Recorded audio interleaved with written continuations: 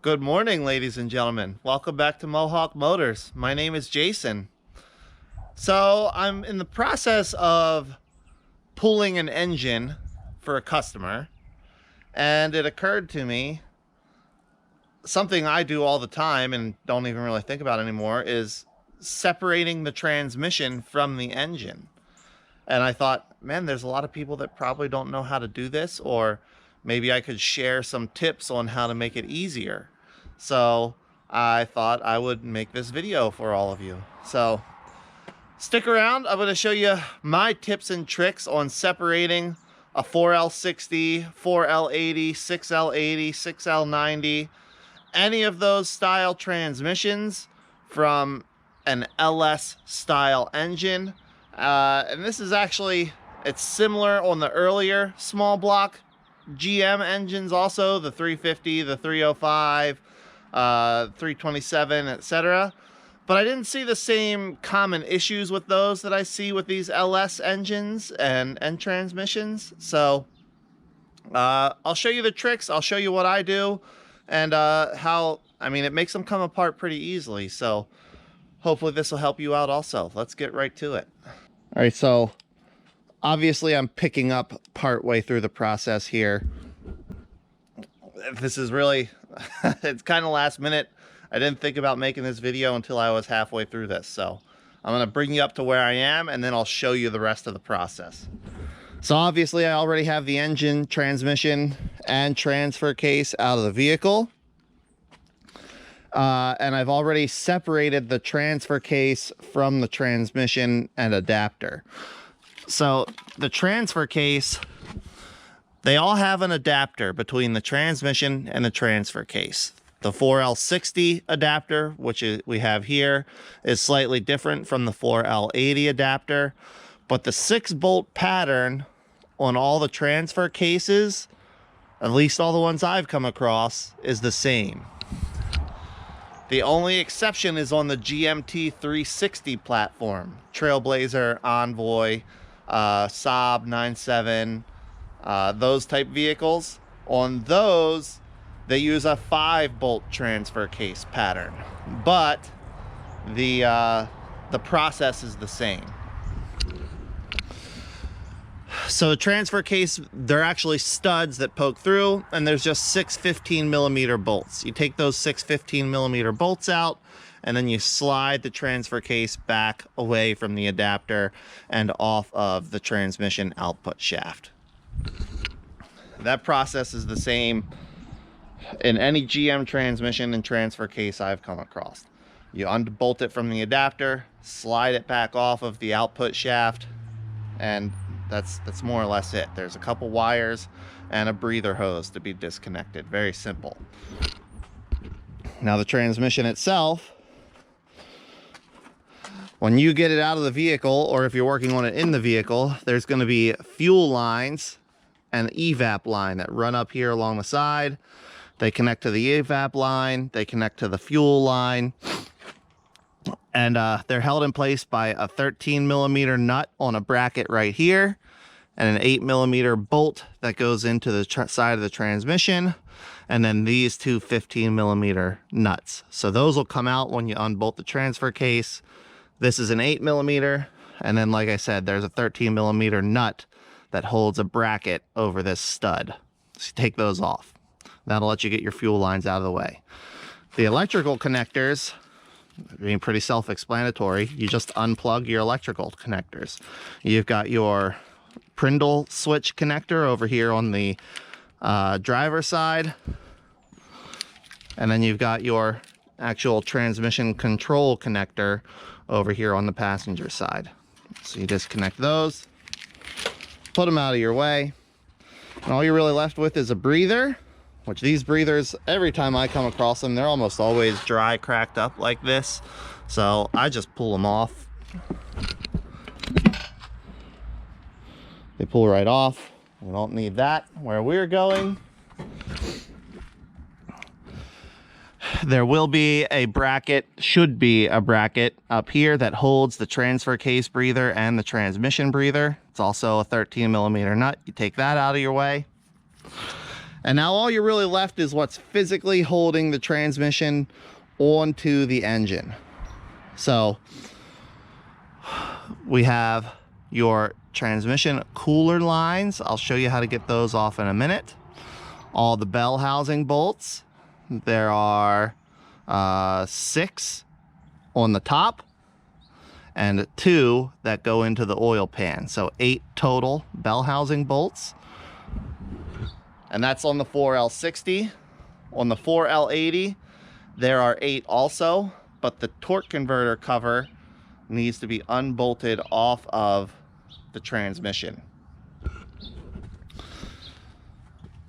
And then we have the starter is in our way to accessing the torque converter bolts. We'll need to get the torque converter bolts out also. Okay, I'm gonna try to do this one-handed so I can give you a good view. So on your transmission cooler lines, they'll both have these little plastic just retainer covers on them. So you should be able to pry those out relatively easily with a flat blade screwdriver to get those out of your way. They break all the time, very common, so don't sweat it if that happens. Now these are like a push lock style connector. And the way they lock is there's a little metal retaining ring that goes in this groove. So usually, if you can get your flat blade screwdriver poked in on one of the ends and then put it underneath, you can get that little retaining ring out without shooting it into the stratosphere and losing it.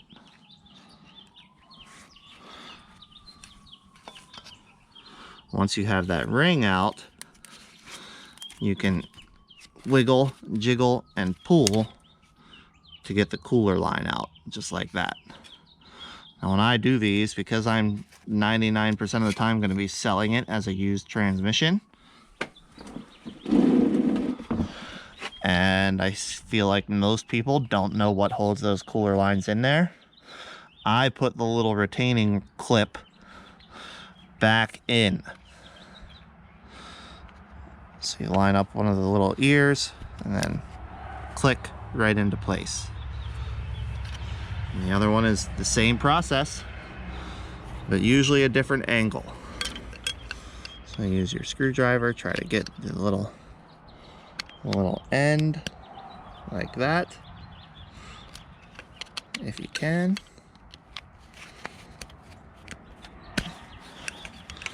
Oh, I have a feeling I'm going to lose this one. There we go. Oh, almost had it.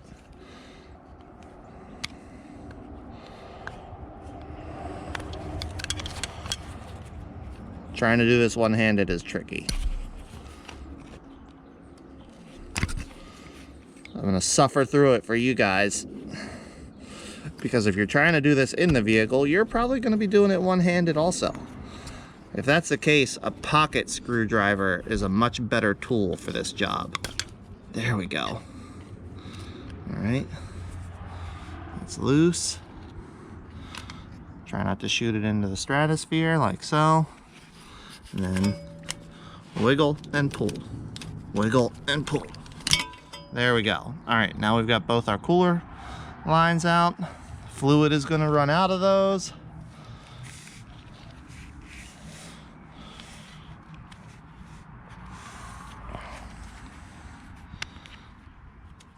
Give my little retaining clip a little squeeze and then put it back so whoever ends up buying this thing doesn't call me and say, hey man, the cooler lines won't stay in it. There we go. All right, so that's your cooler lines. Next thing to do, I'm gonna get this 13mm nut off that's holding the dipstick tube in place, because behind this is actually a bolt with a stud on the head. It's one of the bell housing bolts, so you need to get this out of the way so that you can get to the 15mm hex that will unscrew the bolt out of the engine block. There we go. And now your dipstick, same thing, wiggle and pull.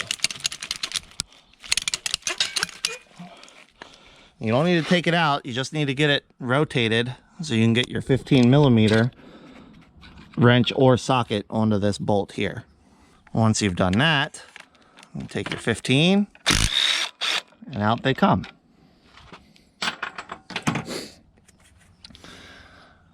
Now before I go any farther, on the bell housing bolts, I want to get the torque converter bolts out. They're a little bit more tricky, but I mean the way I do it I think works pretty well, so hopefully this will help for you also. The easiest way I know to access them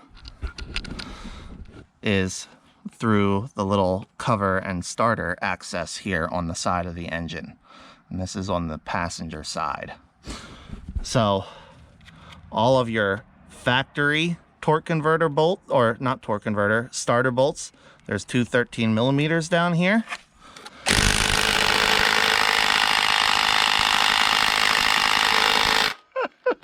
And my impact's not going to do the trick. Nope. All right, hold on. Okay, I broke them loose with my ratchet. There we go. So we got one.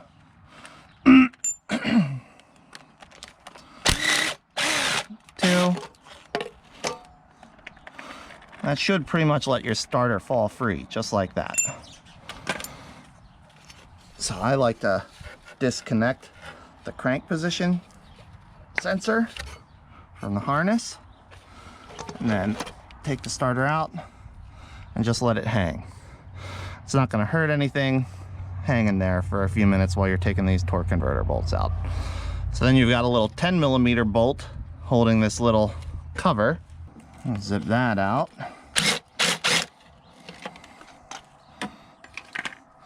And that gives you access to the back side of your flex plate where your torque converter bolts will be.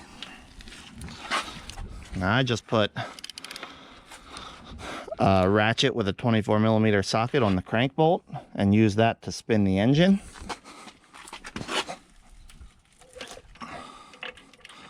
And obviously if this is a good engine, it's going to have compression. So you may have to take your time rotating it around. And there's our first torque converter bolt.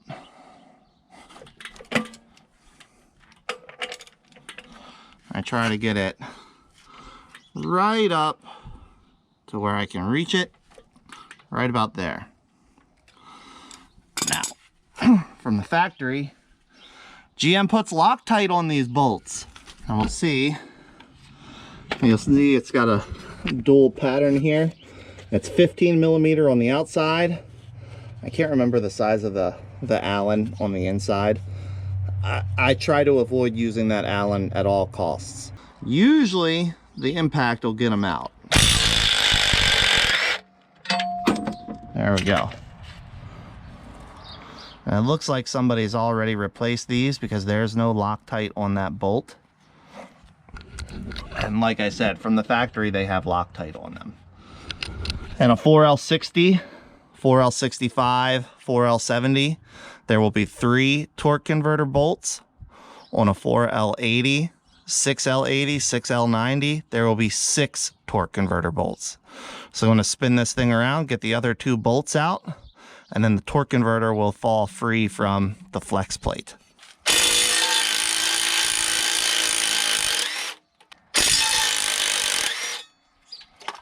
There we go. Got that one out. And then just to make sure that I didn't miss anything, I always reach back, rotate the torque converter to make sure that it is in fact separated from the flex plate, which this one is. And then this time, because I'm selling this as a complete engine, I put everything back in place. The little dust cover, crank position sensor plug,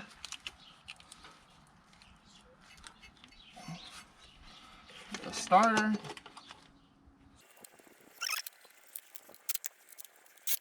there we go. Now the torque converter is freed from the flex plate.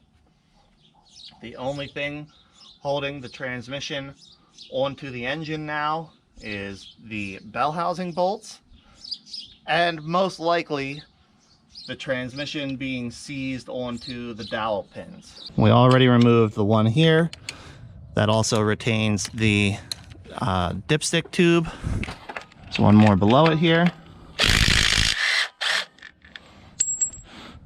And then there's one of the ones that goes into the oil pan.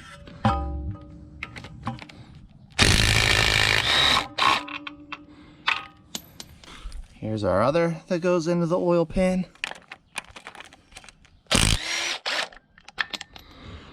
Then we've got 1, 2, 3 more. And then I always leave the one at the very top just to keep the transmission tight against the engine until I have my little transmission dolly out here that I'm going to put the transmission onto.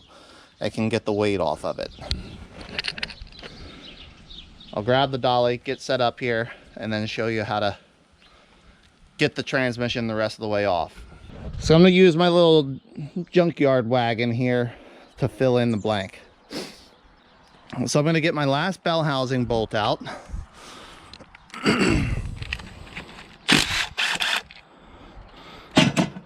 And now you can see, hopefully you can see, but the engine and transmission are still pretty much stuck together like one unit. Okay. Now, like I said, the problem we have is our dowel pins are seized into the aluminum bell housing. Now, metal principles here. Aluminum conducts heat and transfers at a much higher rate than steel. So we have aluminum bell housing around a steel pin. So what we're going to do is heat up this aluminum bell housing so it expands and loses its grip on that dowel pin. And I'm just going to do it with my MAP gas torch here. But any torch would work. A little propane torch, acetylene torch, anything that'll get that aluminum hot and make it expand.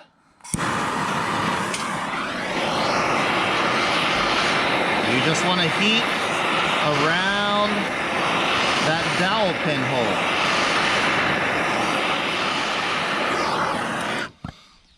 hole. Okay, I've got that good and hot. Now I'm going to try and just shake it and see if it separates. It's not. So the next thing I can do is right up here, there's a tiny little corner you can grab with a pry bar. So I get right on that little edge and then pry against the block. Did you see that separate? There we go. So now we've got the passenger side unfrozen, unstuck. I repeat on the driver's side. Or shoot, sorry, that was backwards. Driver's side is unstuck. Now we'll do the same thing over here on the passenger side. Nice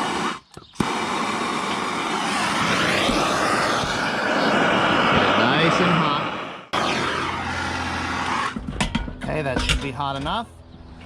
I'm gonna get my pry bar on an edge over here and see if it'll come apart. There we go. And we're separated. Now obviously I have access to the top of the bell housing because the engine and transmission are out of the vehicle.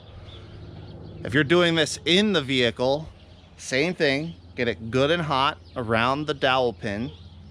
And there's actually more room for you to get a pry bar in from underneath. Well, that's it for this one, team. Hopefully you find this helpful. From what I've seen, I mean, more and more people are attempting to replace their own transmissions, largely because labor is just getting so expensive. Finding any kind of reputable shop that's going to replace a transmission for you, I mean, a lot of them are 150, 200, some are even up to like 220 or 230 an hour labor rates, at least in my area. You know, I'm in Maryland, I'm not far from DC, so everything is expensive. But depending on what it is near you too, I mean, a couple tools like I recommended and some basic hand tools, and I believe most people are capable of doing this themselves. It may save you, you know, $500 to $1,000. Depending on what you use the vehicle for too. Like maybe it's not worth it to you to rebuild a transmission or get it rebuilt or take it somewhere to get it rebuilt, but you want to try to get a little bit more life out of it. A good used transmission is a perfectly reasonable, most of the time affordable option to keep that winter rig on the road. Keep them on the road, team. A dead transmission is not a reason to get rid of a vehicle, in my opinion.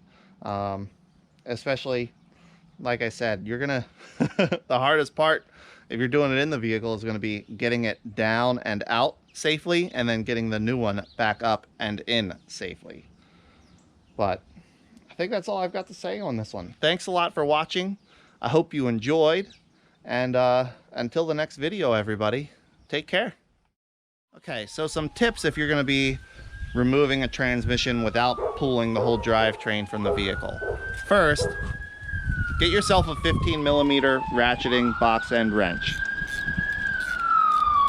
like with this, okay? Second, I really recommend a MAP gas torch or a propane torch, some kind of small torch. You also are going to want, I would say, 2.5 to 3 feet worth of extensions and a swivel 15mm and 13mm socket. So if you have enough extension, you can put your swivel socket at the end, run your extension right down by the transmission, and then use an impact, your ratchet, whatever it may be. And then same with the bell housing bolts themselves. Use your 15mm swivel socket, extensions down to where you can get your impact or your ratchet on the end. It'll make your life so much easier, guys.